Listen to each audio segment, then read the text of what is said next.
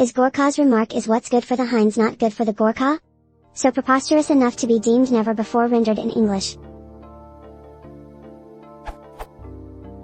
In his August 3, 2012 Krauthammer column, Mark Halperin characterized a remark by Charles Krauthammer about Rick Gorka, Mitt Romney's aide, is what's good for the Heinz not good for the Gorka, as a sentence never before rendered in English or any other known human language. To me it seems that Krauthammer simply asks why what's taken for granted for Teresa Heinz Kerry is not taken for granted for Rick Gorka, when they use similar words in similar situations. The only significant difference between Rick Gorka'S and Teresa Heinz Kerry's remarks, Krauthammer says both included anatomically risky suggestions, is that one was made by a man and the other was made by a woman. Actually Hillary Clinton spurred Teresa Heinz at that time by saying it's good for you. You go girl. Is this difference of sex of the speakers the only reason why Krauthammer's remark, is what's good for the Heinz not good for the Gorka, is deemed never before rendered in English or any other known human language? Is it such a terrible remark for many Americans? I find it hard to understand the delicate nuances and effects of quips in foreign languages. Are there other ways of reading is what's good for the Heinz not good for the Gorka?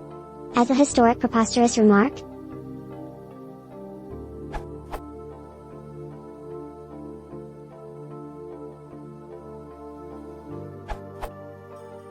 The phrase is what's good for the Heinz not good for the Gorka appeared in an op-ed article by Charles Krauthammer, apparently printed in the Washington Post newspaper on August 2, 2012. Mark Halperin's tweet-length comment on that article calls Krauthammer's phrase a sentence never before rendered in English or any other known human language. Halperin's remark probably is true, but only because no previous circumstances have called for a comparison like Krauthammer's of Gorka and T.H. Kerry. Few if any Americans will regard Halperin's judgment of the phrase as weighty or significant, which is just as well because Halperin probably intended to be amusing rather than weighty or significant. Neither of the phrases quoted above is significant, terrible, or historic, both appear to be true, nearly indisputable, not controversial, and not of lasting interest.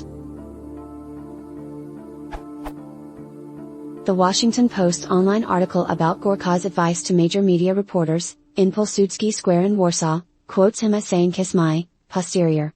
This is a holy sight for the Polish people. Show some respect." Obviously Gorka did not really say posterior in brackets. Unfortunately the video accompanying the Post online article has been censored and I don't know what he actually said. Note, the referent for this in the Gorka quote probably is Pilsudski Square, not his posterior.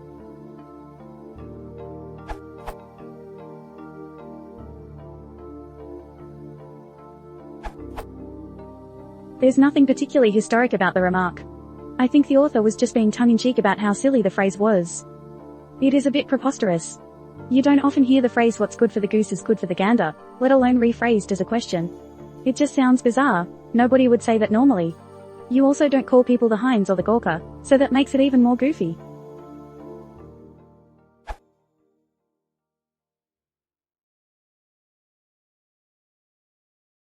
If you want to support the channel, please consider subscribing.